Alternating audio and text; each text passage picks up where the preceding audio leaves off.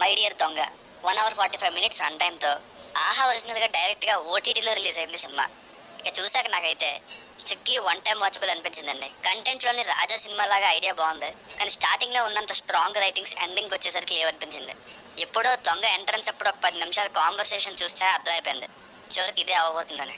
ఎంత చూసినా తరగట్లేదనే ఫీలింగ్ వచ్చింది. వన్ లైనర్ జోకుల కోసం చూస్తారంటే ట్రై చేయండి. ఫ్యామిలీతో చూడొచ్చు అంటే ఒక చోట లిప్ కిస్ ఉంది, అది తప్ప మిగతాదంతా చూడొచ్చు. బేసిక్ స్టోరీ లైన్ ఏంటంటే, సరైన బాయ్ ఫ్రెండ్ లవ్ దొరక్క బాధపడుతున్న హీరోయిన్ ఇంట్లో ఒకరోజు దొంగ అయిన సురేష్ అలియాస్ అభినవ్ గోమటం గారు వచ్చాక ఆమెకి ఏం జరిగింది, ఆమె జీవితం ఎలా మారింది అన్నది స్టోరీ. ప్లస్ పాయింట్స్: ఒక దొంగ ఇంట్లో పడటం, అతనితో హెల్తీ ఫ్రెండ్షిప్ చేయడం. ఈ పాయింట్ ని రాజా సినిమాలో సౌందర్య గారు వెంకటేష్ గారు రోల్ చూసాం ఆల్రెడీ. అది వేరే లెవెల్ సినిమా అనుకోండి, కానీ ఇక్కడ ఇంకొంచెం షార్ట్ గా తగ్గొట్టినప్పటికీ కొంత మేరకు బాగానే ఉంది ఆ దొంగ అండ్ అమ్మాయి ఫ్రెండ్షిప్. ఫస్ట్ టైం దొంగ హీరోయిన్తో వాళ్ళ ఫ్లాట్లో మీట్ అయ్యే సీన్ టైంలోని కాన్వర్సేషన్ ఈస్ టూ కన్విన్సింగ్. ఒక దొంగ ఏంటి తినతో ఇలా మాట్లాడడం ఏంటని అనిపించదు. అండ్ ఈ తమిళలో చూస్తున్న this lady Shalini Kondapudi, she steals the show with her mesmerising performance. One women show అని కూడా చెప్పొచ్చు అనిపించింది ఒక టైంలో. ఇంకా అభినవ్ గోమటం గారి కన్విన్సింగ్ పర్ఫార్మెన్స్ కూడా బాగుంది. హీరోయిన్ బాయ్ ఫ్రెండ్ విశాల్ రోల్లో చేసిన యాక్టర్ కూడా బాగా యాక్ట్ చేశారు. అండ్ వన్ లైనర్స్ కామెడీ కొన్ని చోట్ల ఆకట్టుకుంటుంది. సెకండ్ హాఫ్లో ఒక సాంగ్ బాగుంది వినడానికి. మైనస్ పాయింట్స్: ప్లాట్ బాగుంది, బట్ ఆ రాజా సినిమా లెవెల్లో అయితే ట్రీట్మెంట్ లేదు. ఇంకా తెలిసిపోతుంది స్టోరీ నెక్స్ట్ ఏం జరగబోతుందని. దాన్నే మళ్ళీ ఏం చేయాలో తెలియక ఓవర్ నైట్ స్టోరీ లాగా 1 hour పాటు మెల్లగా సాగదీశారు.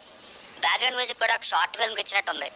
షూట్ అంతా ఎడిట్ చేసేసి ఇంకా చాలా తక్కువ టైం మిగిలింది, ఫాస్ట్గా మ్యూజిక్ ఇచ్చేయండి ఆహాలో రిలీజ్ చేసేద్దాం అంటే ఎలా కొట్టేస్తారో అలా కొట్టుబడేశారు. హీరోది హీరోయిన్ చిన్న ఫ్లాష్ బ్యాక్ స్టోరీ మ్యాచ్ అవుతుందని ముందే చెప్పి హీరో చెప్పడం స్టార్ట్ చేసే టైంలో హీరోయిన్ ఫ్లాష్ బ్యాక్ అని చూపించి హీరో చెప్పడం ఎండ్ చేసినట్టుగా చూపిస్తారు. అక్కడ పాయింట్ ఏంటంటే, ముందు చెప్పిన డైలాగ్ ప్రకారం ఇద్దరు ఫ్లాష్ బ్యాక్ స్టోరీస్ మ్యాచ్ అయ్యాయి. సో ఒకటే స్టోరీస్ కాబట్టి ఒకటే స్టోరీతో ఎండ్ చేశారండి. కొంచెం చూడకుండా కట్ చేసినా లేదా కొన్ని డైలాగ్స్ని లైట్ తీసుకున్నా ఈ డీటెయిలింగ్ని మిస్ అవుతారు. అండ్ ఫుల్లీ ఎంగేజింగ్ కంటెంట్ అయితే కాదు, టెంప్లెట్ లాగానే స్టార్ట్ అవుతుంది మూవీ, ఎవరో ఒకరికి స్టోరీ చెప్పడం లాంటివి. శాలిని గారికి మరియు ఆ విషయాలంటే అభినవ్ గోమటం గారికి తప్ప పెద్దగా డైలాగ్స్ ఏం లేవు. సో ఫైనల్గా మూవీకి వర్డిక్ట్ ఏంటంటే, చూస్తున్నంతసేపు పర్లేదు పర్లేదు అనిపిస్తూనే వెళ్తుంటుంది.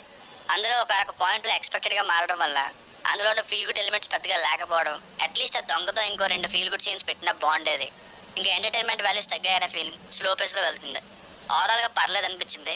It's one time watchable. దీనికి రేటింగ్ వచ్చేసి నా ఒపీనియన్ 2.75.